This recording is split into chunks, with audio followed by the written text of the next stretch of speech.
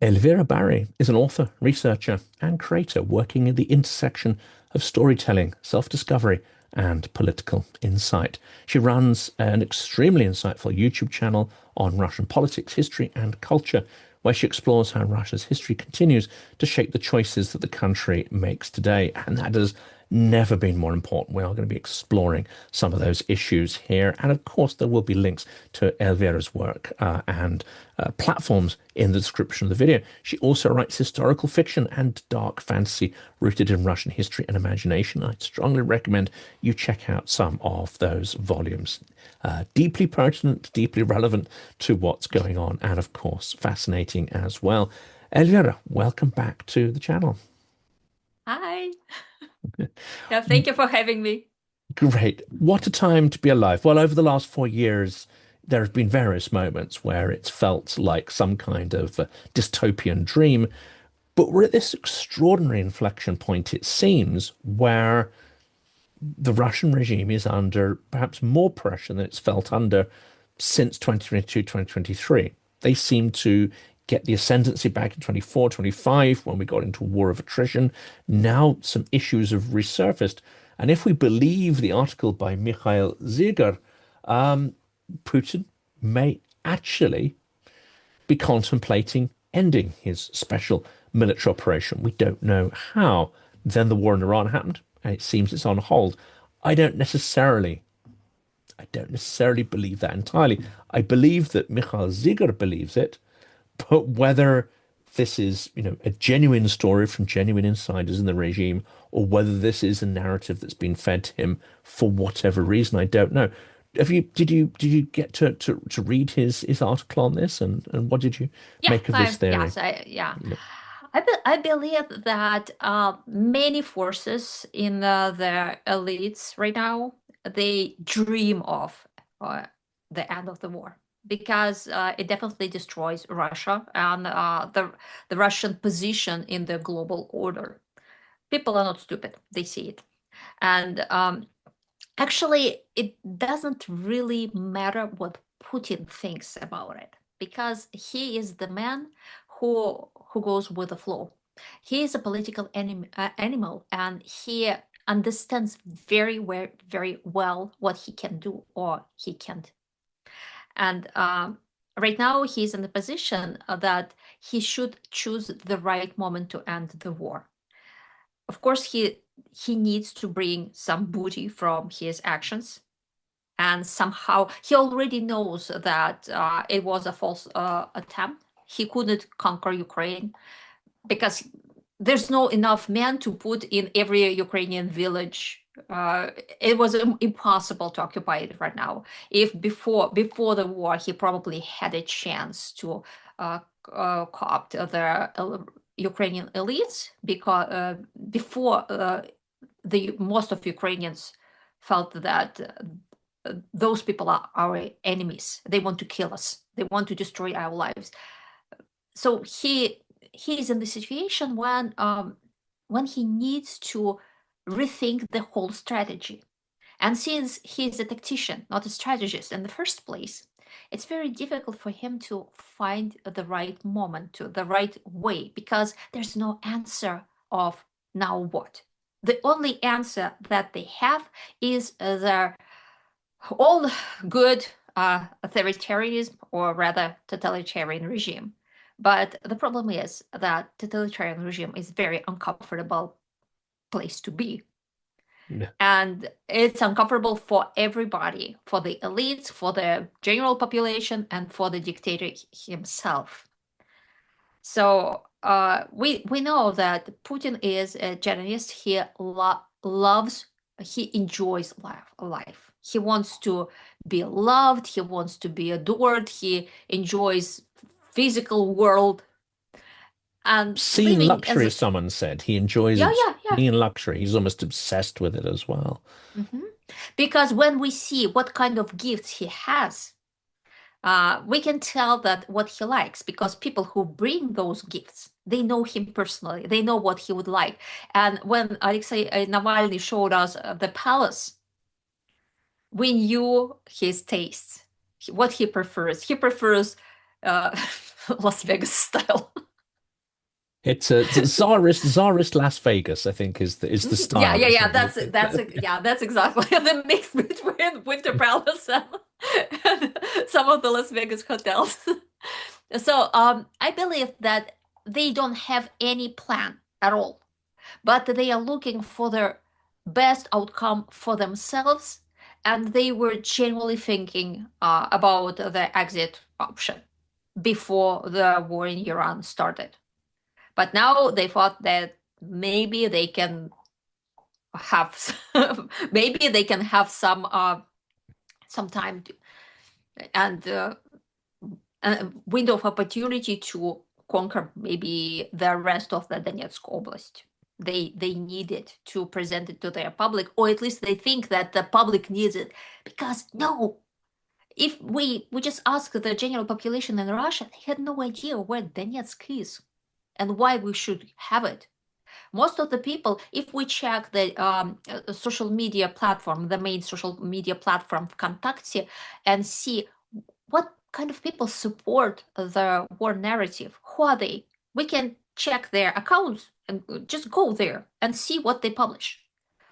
Elderly people, like 90% of them are people over 65, I think.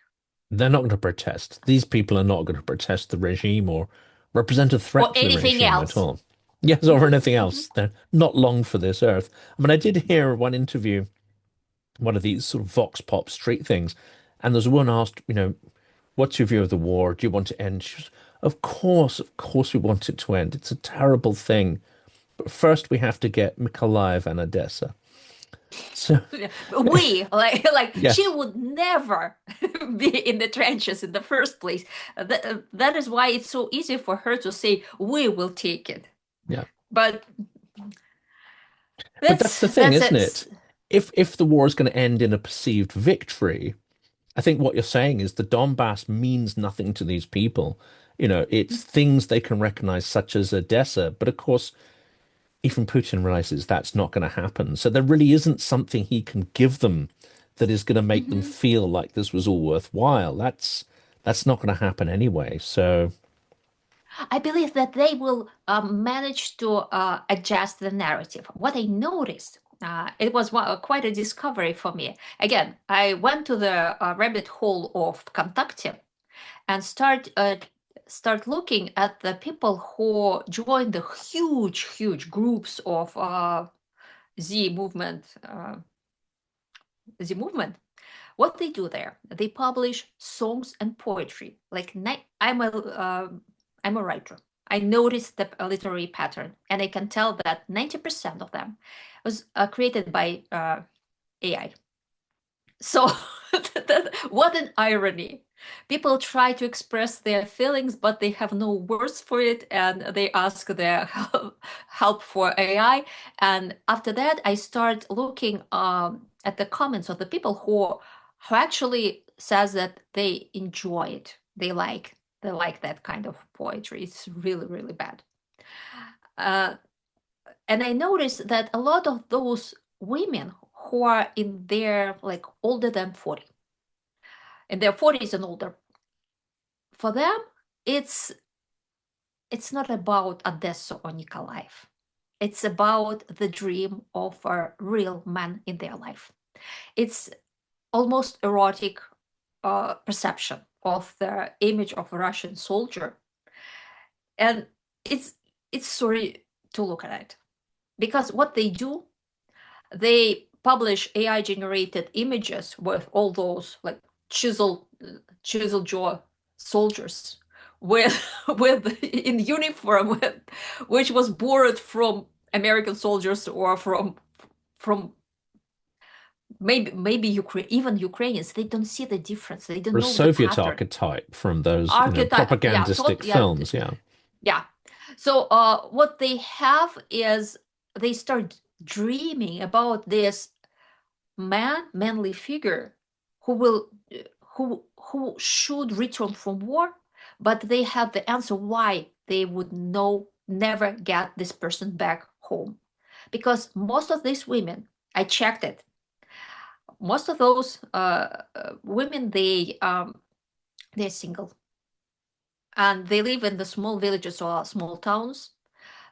They are relatively educated. They work as school teachers or engineers or officials in the local government, and they have no prospects and no way to have like the marriage they want, because there was no man who are matching their expectations.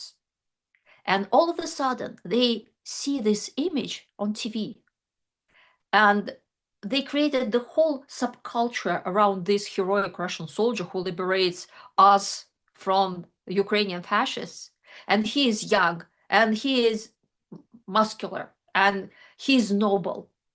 And they don't care about reality at all. They never check what those Russian soldiers actually do or how they look like, because in their imagination, it's something else entirely.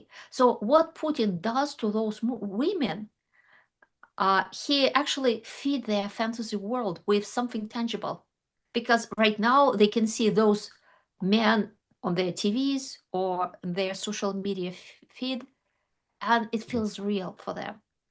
And I can tell that there's some basically erotic fantasies about this. For me, it was quite a discovery, because before I couldn't understand how those women can support war at all. But now I can understand, because it's not about war. It's about their fantasies of having somebody strong and caring who would protect them if such a man would ever return to them. And it looks very much as a religious cult of nuns who declare themselves as brides of the Christ. They would never meet him in person, but it doesn't matter. They have image of the beautiful, I don't know if it's possible to say, soul, and they feel that they belong to something bigger than themselves. And they are not alone, because in Russian tradition, monastery convents were the places where the merchant families and noble families sent their unwanted daughters. They couldn't marry them off, so that was their place. And wives too. If a man didn't want a woman anymore because she was infertile or something, they were sent to convents, the place, and those women lived there for decades, feeling unwanted, and how to fix this situation. Mhm. And of course, there Create was an a great image. role for them in the Soviet Union. In the Soviet Union, they Mhm. could spy on their neighbors. They could become a petty apparatchik. They could make people's lives absolutely miserable by working behind a desk in the post office or Mhm. a shop, and they could humiliate people all day Exactly. long. That's exactly that type. But still, these women are women. They want to be loved. They want some tender relationship, and they want a figure who would match their fantasies. Like, and they want. That is why they love Putin, because in their imagination, he's manly enough to be their like husband figure, something like that. Mhm. And he doesn't drink, and he doesn't, Mm-hmm. they create an idealistic image of him. Um, whereas I guess the stock of men that they have locally, Mm-hmm. doesn't meet their Yeah. expectations. There's a lot of subtext there. They don't want someone who's going to come in and spoil their apartment, who's going to drink and, Mm-hmm. you know, sell The all of funny their thing, stuff for alcohol and all this kind of. the funny thing is they despise the men around them, but that is exactly the material for the soldiers who will go to war, Yes, it's the because irony, yes. And if they make it be- back, they'll be even more yeah, yeah, broken it than they will be were much before. worse. Yes, exactly.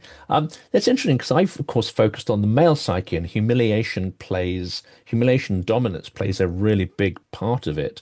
Um, but also there's sub-narratives which suggest that the men really have no agency in their lives, political agency. Very few of them have, much agency in their work or professional lives or whatever as well. And you can see why there may be an attraction to being part of something bigger, being part of something military, or the worst case is being able to dominate and humiliate and put some of those frustrations out. But the other narratives I've been hearing more recently is there's a certain reluctance on the part of many men to actually go because well, who would, and you start to hear things and how bad it is and the chances of survival being low. And of course, people are going to hear some of these stories, but it seems that in a lot of communities, the pressure to send the men away, whether it's sons, husbands, brothers, are actually coming from women. And the women are being used as part of the propagandistic network to try to persuade the men to leave. And in some cases, it is quite literally because they want to get rid of them in exchange for Afraid of them. cash. Exactly, because uh, if we just can model the situation in our mind, like tiny apartment, very few cash, they live in poverty, no money for very necessity, and they know that their man will never earn money that will be enough because he's first of all stupid, second of all no education, no skills, nothing, and probably he's violent because he drinks or he just feels that he again unsuccessful, miserable in life, and usually such people they attack their family members, and then out of the blue there's an opportunity to sell this miserable jerk to the state in exchange for money. Awesome deal. What could be better? And not a small amount of money, a really huge amount of Really money huge in the money for them. context. Yeah. Yeah, for them, I checked that in Moscow it was the 3-year median income of a Moscovite. Uh, for people who don't think about savings and who live in the now, it's a huge amount of money. But of course, Yeah. this, I don't want to call it a gravy train because it's very, very dark. It speaks to whole layers of darkness and trauma and misery that's generational misery as well. But it will come to an end if the war ends. And this seems to me one of Putin's big dilemmas, which is he's built a kind of how do you call it? It's kind of Ponzi scheme. He's built some kind of pyramid scheme. Um, and the minute the war ends, or this war ends, or the wars in general, that whole thing will collapse economically, but also these incentives, which give money down to the sort of provinces and local communities, which is something maybe these communities have not had in decades. Well, this will all suddenly collapse. Plus, there's a certain status, especially if you're a widow and you've lost a worthless, in your view, husband, suddenly you actually have status in that community bestowed by the Yeah. state. You have a certain untouchableness. You have a certain aura about you.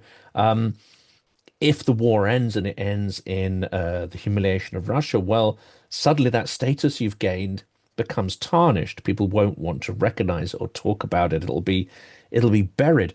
Much like, the First World War was, and the sacrifices made in the First World War were completely buried by the Bolshevik regime because it was no longer Mm-hmm. politically compatible. Mm-hmm. Yeah. But you know what? I don't think that the return of those men will be such a huge problem for the state because most of them came from villages and small towns. And since the power, the source of power in the Russian state comes from controlling the source of income. And this mechanism works like that. So the state demolish everything and demolish the free market and leaves people only one source of income. Usually it's the state. And this is true especially if for small villages and towns, because what happens if you're against the state, where will you get money from? In the small town, the state is the sometimes the only employer. And if you're on bad terms, what will happen to you and your family? They can destroy you. And even in the big cities is the same situation. So when those men will return to their small places, they will keep quiet. First of all, because most of them will have severe health issues, even shell shocks, emotional damage. Even if they're in one piece, they still have a lot of diseases, and it probably they will be occupied with this most of the time, trying to go to hospitals, find some medical care. And yes, of course, they know how to hold weapons, and they know how to shoot at people. But if they disperse among all those countless villages and towns on this big territory, it doesn't matter for the central power. And in the central power, in the capitals, in the big cities, they have enough internal armies to control those men. So I don't think the regime will suffer from this Mm. a million of the soldiers. Probably about, I don't know how many of them, but probably about a million of soldiers. It'll But cause a crime wave locally, but it won't yeah, yeah, threaten the yeah. regime. But it Yeah. will be the problem of the local people, not the problem of the regime. So again, we'll get back to the idea that Russian society is a caste society, and the upper caste doesn't care at all what is going on at the lower stairs of the pyramid. No, no, never, never, never has, and certainly Mm. doesn't now. And it's interesting as well seeing Western experts trying to interpret what's going on and trying to figure out when we're imposing our own framework, our own understanding on it. And I think this incident with, I mean, the two things that I found most interesting the last couple of weeks was Ziegler and this, so-called, ideas coming from within regime circles. The other one was Ilya Remeslo, a sort of Mm. propagandistic hack who's gone mad now. He's been put into a psychiatric hospital. The irony being it's the same one that was used in the Soviet Union for people like Solzhenitsyn and others.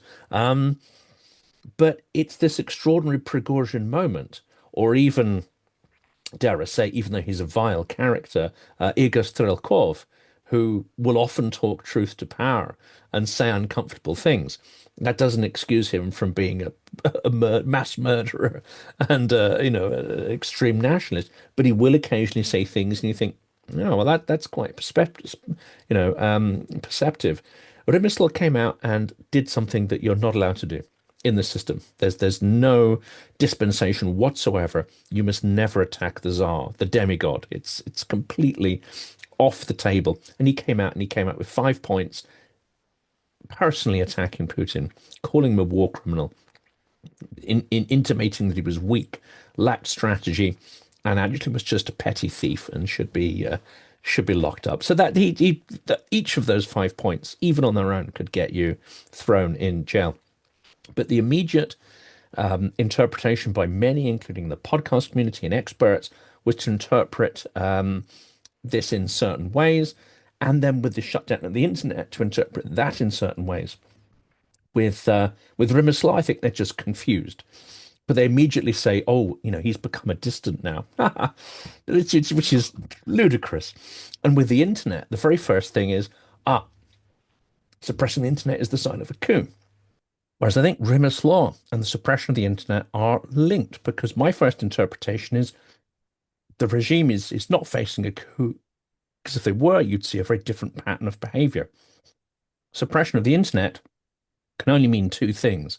One is they're about to end the war and need to control the situation, or they're about to escalate the war and need to control the situation. The situation. Yeah, I Yeah, agree. but the Western perspective, it's a coup, it's this, it's that, it's the other. Yeah. Whereas the Rim's law, then it sort of makes sense, because either you're ending the war or you're escalating the war, and there are going to be factions which are potentially needing to communicate a certain discontent with that. It's not a coup.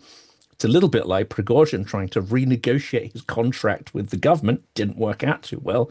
But it seems that it's quite difficult for Western experts to sort of figure out what's going on here.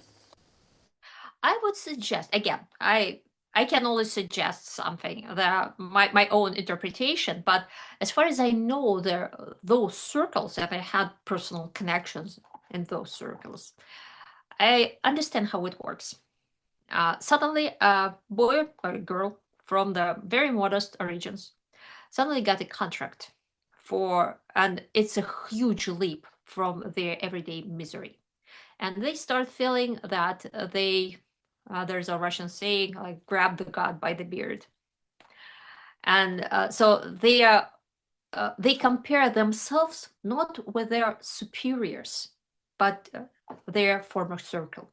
And they feel very high, that they belong to something bigger, brighter. They almost reach this upper caste. And all of a sudden, they Simonyan lose. comes to mind as someone like Exactly, that. Yeah. exactly, exactly. And all of a sudden, something happens. And this something is they deprived of their money or their tools. Probably for Miss Law, it was all at once. Probably he was denied the next paycheck or the budget for his program or something. And on the background, he has the rumors that Telegram and other channels will be closed in Russia. And supposedly in several days, the Russian internet will be, I don't know what they will do, but they will cut it from the outside world. And so for him, it's a personal tragedy, which reads from his perspective as the end of the world. I am no longer belong to this upper caste. Now I'm go back to the place where I came from. I'm nobody now. And it's desperate. It was an act of desperation. It felt like the end of the world. All his work, he sold his reputation. He is seen as a complete jerk in the proper society. And all of a sudden he sold his soul and got nothing. It's just a classic deal with the devil. The devil promises you the pile of gold, and what you have, the broken pottery. And Leprechaun gold, as yep, that disappears yeah, after. yeah, yeah. And this tale is as old as times, and he feels frustrated and in this state of rage. Maybe he has a fight with his girlfriend, if he has any. Probably there was some internal pressure. All those people, and again, they are not stupid. They morally challenged, but they are not stupid. And when they understand what's going on and they know that the war is unjust, they know that they are doing something really, really bad. And they still do it because nobody else will offer them that amount of money. Probably from the Western perspective, that's not such a big deal. Sometimes they pay. I heard that some propagandists get just like $2,000 or $3,000 a month. Not a big deal from Western perspective. But for them, if their peers they're happy to have $800 a month. It's just a huge sum. It brings you to the different league. And since all people want to be respected by their immediate circle, it's a huge sign of success. They feel they made it. And now we just imagine we can imagine how would we feel if we were deprived of all our achievements or the only source of our income. It would feel miserable. It will cause rage, and we will want to tell the culprits what we really think about them. So I can understand Remeslo why he did it. And then after maybe he had a good drink or two before that. And after that he thought like, oh my God. What Then have he I tried, done? yeah. Yes. And then he tried to justify it and gave some interviews to people, to the opposition channels like Plushev. Plushev, the breakfast show, yeah. Yeah, but again, it wouldn't help because he already destroyed his reputation years ago. It Yes. wouldn't help. He will be seen as a curious little animal who is just chasing around his own cage and can't find the exit. And I heard that his close immediate relatives are in psychiatry field. That's right, yes. So yeah, so they put him into psychiatric clinic to probably just to keep him out of harm's way. And they declare him insane. He doesn't sound insane at all. If we No, he listen to doesn't. him. That's the opposite of sane. But when you Mhm. question power in Russia, you have to say that that is a form of insanity. No matter how in touch with reality you are, that's an See, we're insanity all to reflect insane. here. We're all insane in this way, but that's okay. Because if he would join the right side of history years ago, people would feel compassion to him. But right now, but honestly, nobody would notice his speech because everybody says this, pretty much the same thing. But since it was from the propagandist, it was shocking. That's right. But yeah, I believe it will be just like a small ironic episode. Yes. I That's mean, it. he's not a towering figure of literature. He's not, Hmm. super intellect, but there is some commonalities there. I mean, if we go back to the publication of Путешествие из Петербурга в Москву by Radishev, he also was compared mad. Anyone who actually describes reality rather than describing the fiction that power wants you to repeat and their narratives, let's face it, I mean, that's a form of madness in Russia. And whereas you can repeat the most errant nonsense, but if it echoes the narratives that power is expecting you to repeat, that's considered sane. Because in Russia, the way how people survive, we don't challenge it. If you belong to the lower caste, you don't challenge those in power because it could cost you life. You'll find a way. You'll repeat what they want you to repeat, but you'll do what you want to do anyway. It's the same way. So those in power, they treat the low caste the same way as lords treated serfs. Nothing changed from the 19th century. Still, serfs doesn't matter. Nobody cares about their votes, their what they want, what they need. Who cares? Their duty is to serve the Lord and bring value, bring taxes, and go to war if the Lord tells you to do so. So pretty much That's this. it. And that also reflects, it seems, the attitude of power to now the urban populations in St. Petersburg, Moscow, Ekaterinburg, the big centers, Nizhny Novgorod. Um, I think the urban population would have felt that they've been given an exemption from the war, given an exemption from having to take responsibility for it, exemption from the consequences. So they must have felt, even unconsciously, they're like this part of a kind of privileged caste, and their privileges are intact. They can walk in the parks, they can go to galleries and museums and restaurants and whatever. And yes, things may be getting financially a little more difficult, but broadly speaking, their privileges are intact. And we know that the Russian system does not contain rights, but it does dispense privileges and status, which is part of the currency Mhm. that it uses to control. Suddenly, they're discovering that the internet, the thing that powered their convenience and their privilege, is being withdrawn. It's being taken away. How are people going to react to realizing that they are the serf class in the eyes of power when really they had a, I would say, a very different impression, or maybe didn't even think of that difference. I mean, Nesvorov, he has these sort of crudities, but he describes the broad population in Russia as bydlo or cattle, and he has incredibly visceral description.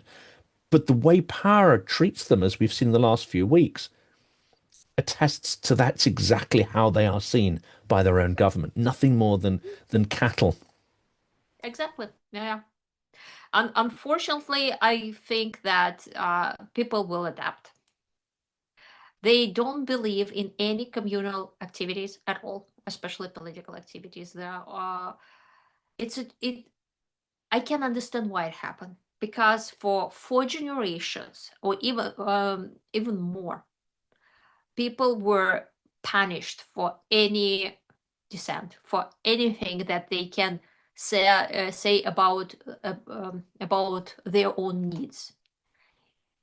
And this was almost refractory for the government or for any even petty official. If somebody who doesn't belong to the upper caste has something to say about their situation, or at least have something that inspire envy, they should be punished. Not because they did something wrong, but because the whole system works only when everybody knows their place. And it's almost an instinct. So people were taught by, there's an expression in Russian that by their flogged ass, that that you better to keep your head low. That is the survival strategy. And I know that the people in the West, they blame Russians for being passive, but it doesn't work like that. If you see that around you're surrounded by people who believe that they are helpless, even if you're such a brave person, you can do anything. Because with whom you will cooperate, with what, with whom? And any other, you know what, I publish the excerpts from my upcoming novel about the Ukrainian war in contacting those Russian, and people don't dare to put likes because they know that the big brother is watching. But when we talk privately, Yeah. they say like, yes, we want to read more. Yes, we want to this story to unfold. And and I totally understand. That is why I never leave comments anywhere, because it could be dangerous for them, for any person. I know that I will be reported one day and they will close my account, but until it happened, I will continue to publish something worth spreading. Yeah. But I'm here in California in safety, and I can blame people who are risking their well-being or even life, because if you end up in the Russian prison, it could end very, very ugly. Yes, and So you're not, if someone's not well known, then no one's going to champion them and try to yeah, get them sure. out. And even if you are well known, most of those people are already abroad. Yeah, And even if you're well known, something bad could happen to you. Look yeah, at Alexei Navalny's yeah. fate. I mean, the story that shocked me was someone who worked, and this particular person worked with underage children in the 90s who ended up in prisons. And I was asking about the profile of the prison population. And he said, well, there's the usual thing, and you won't be surprised at certain. So he said, but you might be surprised at one particular demographic in Russian prisons, because it's very odd. It's not dissidents, it's not students, it's not violent criminals. There's a huge prison population of middle-aged women who trained as accountants, bugalteria, which is essentially, when you have a hostile takeover of a business, or, some minigarch or businessman's being pursued by the state for some reason, or he's fallen foul, or he's stolen too much. There was a common tactic to blame it on the most And the defenseless accountant. person, which was, yeah, the middle-aged female accountant, because no one's going to come and defend them. You And as you say, protect them. some of them may be divorced and single. There's no one who's going to come after them, or there's no real consequences to that. You know what? I remember from my youth and childhood years that, again, middle-aged women, when they yelled at children, they said like, "I don't want to go to prison for you because you did this and that was their usual saying. And when I was working as a young lawyer in one of the Russian firms, I remember that yes, that's exactly what happened. The owner, the actual owner of the firm, had nothing to do with the firm on the paper. Everything was on the accountant, the middle-aged woman who worked for him for maybe $300 a month, something like that. And she has no choice because she's a single mother, and that's the only way she can earn the money. So that's exactly what happens with the again, can we blame these women to support the idea of the noble Russian soldier who Yes. comes to them in their dreams, who will defend them from those petty bureaucrats? Of course not. That's everything is logical. Yeah. Yeah. The last question here, again, it comes back to this idea that it's very, very difficult for Westerners to understand or empathize. And you talked about Law really not having a choice. And of course, in the Western context, you'd be like, okay, well, he's done some silly stuff, but there'll always be jobs somewhere else. There'll always be, he could go into marketing or PR or whatever. There's always a way to cleanse your reputation because the state doesn't control all the flow of money.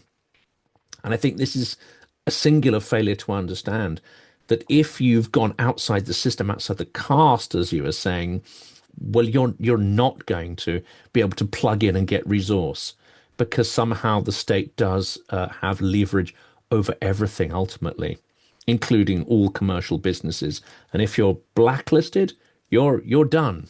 There's no way to Exactly. recover. Yeah. Russian state start using this particular system from the early years of the Bolshevik Revolution. That was the design because when the Bolsheviks captured the power in Russia, what they did, they just had all the money, all the property, and all the enterprises, and that gave them power. What power is when people want something from you and you're afraid to be on bad terms with this like structure, person, or system, because your livelihood depends on it, especially if you have small children, especially if you have elderly parents, especially if you have some dependents. Uh, and if there's no any possibility to quit, and if you don't have resources, you can't quit. You can't escape the system. You feel trapped. And the only way you can leave, and I describe it in one of my novels, The Prince of the Soviet, how these outcasts live. They created the parallel economy, but it was a miserable existence because the state can attack you in every moment. They can kick you out from your apartment, they can grab all your possessions, and of course they can arrest you. What actually happened to most of those Yeah. former people. It's the story of Benedict Refeev, who wrote Mm-hmm. Moskva Petrushki, I think is a classic one. Yeah, yeah. The only opening available was, I can't remember the word for it, but you become a boilerman.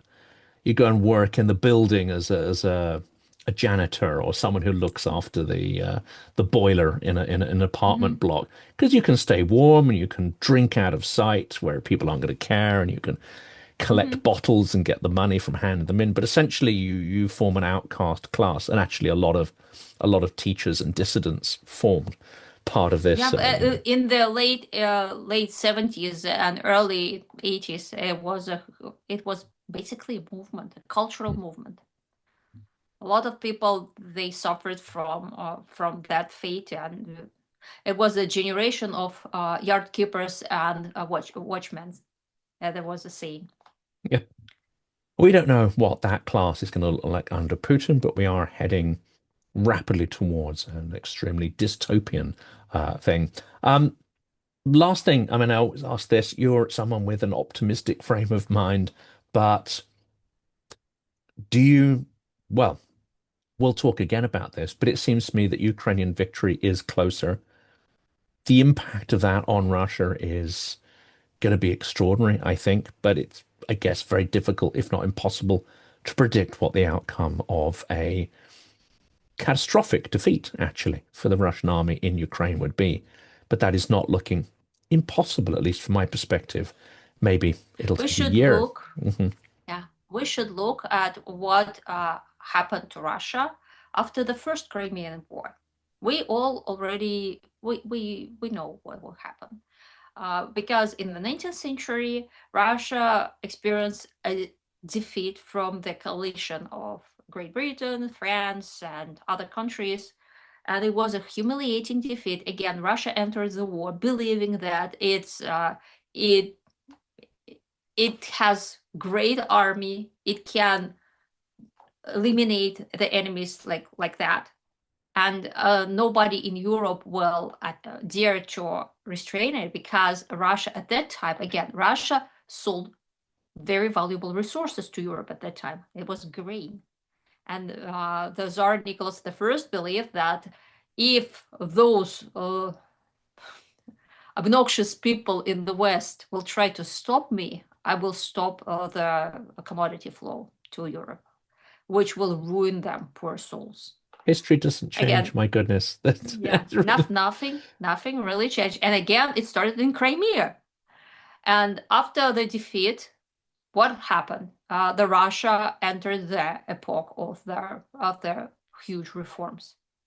It didn't. It changed a lot, and the demographic boom that happened after that shows that yes, it was important. It helped a lot of people just survive and raise more children, and that is how the Russia got this endless resource, which is people, and it used it during the 20th century, and right Yeah. now it's almost came to the end, and Depleted, absolutely. Yeah. depleted, yeah. And right now we have the birth rate of very, very low, probably 1.3 or even less. I don't remember the exact numbers, but it's way below what is the Replacement right word? even, yeah. Yeah, Replacement replacement. value. Yeah. Yeah, Mhm. absolutely. Yeah. Certainly not growth. I mean, Yeah. So I expect that after the defeat, again, if nothing like major happens, the natural way of developing history here will be that the war stops when Russia exhausts its resources, this way or another way, probably in maybe in several months or in a year or maybe in two. But it will happen. It was clear from the very beginning. I told everybody, like in my circle, when the war started, who will win the war? I said, of course, those who has more resources. Ukraine is in alliance with the Western world. Western world can allow Russia to attack Europe, and everybody knows if Russia eats Ukraine, it won't stop. So it was obvious. Of course, Europe and in sometimes America too, but Europe won't allow this to happen. It's just wealthier and smarter. And that is why the end is obvious. And after that, probably we'll see the end of Putin very soon, kind because of Nicholas the First died very soon after the war ended, and was very unpleased with the results, because his idea was, again, those autocrats, they always believe that they are special. They are the sons of destiny, and the god prepares for them a special place in Russian history. No, no. And I think that Putin's role in history is to disintegrate the Soviet Union, like completely, completely. because But yeah. it didn't. He doesn't realize it, but that's his role. That, and the war will continue until the old Soviet Union with a new label, Russian Yeah. Federation, will be able to repeat its patterns in governance, in economic, in everything. And after that, Russia has no choice but have huge reforms. We don't know Yeah. who will be in power at that time. Maybe some autocrats, maybe some people who will have power. I don't know, from the democratic efforts. Mhm. But reforms are inevitable, because Russia can live and can sustain itself as a totalitarian state. There's no material for the totalitarian state. It should have young demographic, and it should live back in the beginning of the 20th century. And here's the other irony is that Putin has massively accelerated the purge of Soviet values and de-Russification in Ukraine. Yes, it was happening anyway, and the basis of it was far stronger anyway, and they've got a incredibly strong base in innovation and engineering, which powered a big part of the Soviet Union's development, although it doesn't get recognized nearly enough. But Putin has massively accelerated the de-Russification of Ukraine. He has created his nemesis in some ways through this, and I think that and process is, creating yeah, and he is creating the military complex, military industrial complex in Ukraine, which is huge. huge. Right? It's going to be Yeah. superpower status. In fact, I think it already is a military superpower in some ways. Yeah. And basically, what will this war will create, like on the completely new level, is the new form of defense. Right now, it's about having drones, and the next step is creating drones with one mothership Yeah. and with a lot of like babies, Hmm. baby drones, who will operate with the help of artificial intelligence. Right now, the technology doesn't allow it, so they use the mother drone to coordinate the signal. Hmm. But the next step is obvious, and if again Western technology will achieve it with the military experience of Ukrainians and their own engineers who are already working hard Yeah. on this. And the like funny thing is, totalitarian state can't produce such things because No, they don't have chips.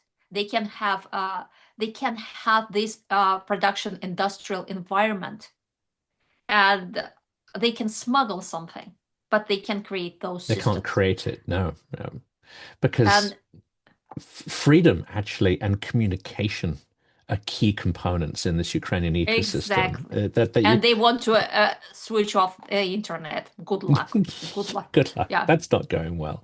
That's not going well. Hence, we're back to Law and his squeal of pain that you can't do this Mhm. because. But it'll happen and it'll destroy their capability, not just on the front, but their innovation as well. I mean, it's an Mhm. extraordinary story. Yes, there's the terrible pain and so on, but there's an incredible narrative of different systems competing, and the one that is free is Mhm. triumphing, and I mean, there's Bec- few more inspiring stories actually. yeah. And I believe that the main goal of the free world in 21st century, get rid of authoritarian regimes, at least in Europe, at least. And we see that even our interesting president somehow participate in this flow, because flow of history, the direction of history is this, and people who want to ride the wave, they help it, and people who try to stop this wave, they just got smashed. Putin is on the way of this wave of modernity. So again, I don't believe in his cause at all. That's a great positive place to end. I love ending episodes with a degree of positivity and forward looking. Elvira, thank you so much for coming back on. Mm. Okay, thank you.